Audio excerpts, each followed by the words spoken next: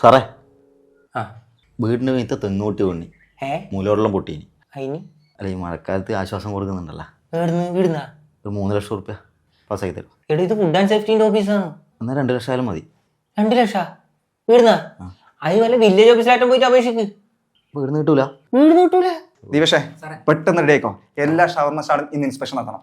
എന്താ സാർ, ആരെങ്കിലും മരിച്ചോ? ആര് മരിച്ചു? അല്ല, സാധാരണ ആരെങ്കിലും മരിച്ചാലല്ല നമ്മൾ ഇൻസ്പെക്ഷൻ നടത്തല്.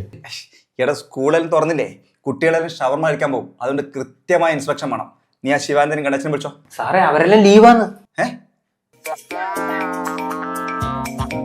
എന്നാ ഇവനെ കൂട്ടിക്കോ.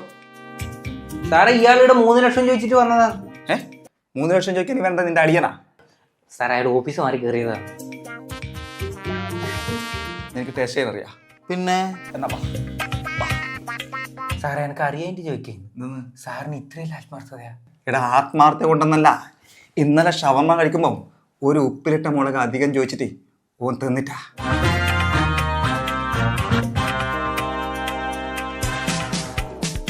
ഊട്ടിക്കണ്ടേ?